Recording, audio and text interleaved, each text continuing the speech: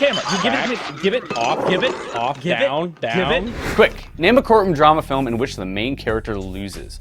I'm betting you're going to have a hard time coming up with one, which is no surprise. Besides sports films, lawyer movies are perhaps the genre most notorious for delivering crowd-pleasing satisfaction, often at the cost of credibility. It's a testament to David Mamet's script and the direction of Sidney Lumet, who unfortunately passed away this week, that the verdict feels eminently plausible. Even if it is a bit dated, that doesn't mean that this 5-time Oscar nominee is any less worthy of induction into screen's Besties. Any courtroom drama is a study in highs and lows. The lawyer stumbles across a case, thinks he has a good one, runs into devious opposing lawyers when the case comes to trial, and only comes up with a jury-convincing piece of testimony or evidence just as all appears lost. I have no sympathy for you. The verdict, well, yeah, it basically follows this formula, but the direction and especially the acting of Paul Newman helps sell the low points of the film immensely well.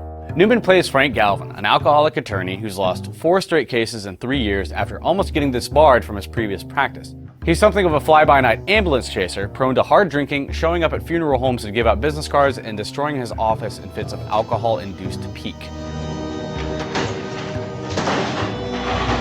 He doesn't have much to live for, in other words, except for his latest case, in which he's representing the family of a young woman who is reduced to a vegetative state because of brain damage resulting from an incorrectly applied anesthesia during childbirth. It's been a long 4 years since the accident took place, and the family would be happy to settle for a nominal amount and move away from the city, but Galvin, suffering from a case of conscience after visiting the patient in her care ward, decides to take the case at trial. I don't think I'm talking out of school, but I just heard someone offer you 200 grand. Now, that's a lot of money. I myself would take it and run like a thief. I'm sure you would. Well, we have the date set. Immediately, things start falling apart for him. And you're a bunch of whores. The star witness, a doctor who would tell the jury precisely what went wrong in the treatment, is gotten to before the trial begins and goes on vacation to a land with no phones. And what's more disconcerting is the way the defense in this case always seems to be a step ahead of him in a manner that is perhaps suspicious. Even the judge in the case seems to be intent on Galvin's failure. Through questioning, Your Honor, with all due respect, if you're going to try my case for me, I wish you wouldn't lose it. Newman's performance here is a wonderful thing to behold, especially when you consider it as one of the first roles in which Newman really let himself appear old and tired. Even just 5 years before this, he was crashing the boards as a slightly over-the-hill hockey player in Slapshot, but here he lets the booze set his pace. His eyes only really light up when he thinks he's got a chance to get laid.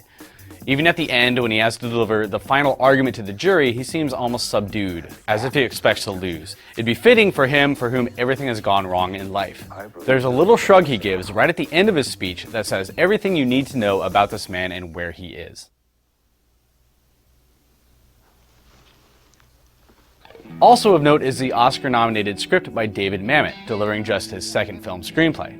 He doesn't bring quite the amount of verbal artillery that his later scripts would. His treatment of Galvin's alcoholism is especially noteworthy. We've all seen so many bad films about substance abuse where we're left waiting for the inevitable moment where he flings a bottle against the wall in a rage or wakes up in the park without remembering how he got there, but it never quite arrives. This is a man who was a drinker before the movie began, is a drinker during the film, and we get the sense that despite his success in the courtroom, he's likely to be a drinker for a long time to come or until he dies.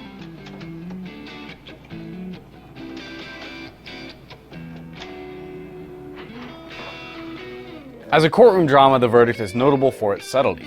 It indulges in a few of the cliches of the genre, but only to the extent that it needs to retain its effectiveness. In the end, it's really more of a character study than a plotted drama, although it works astoundingly well taken either way. I'm going up there, I'm going to try it, I'm going to let the jury decide.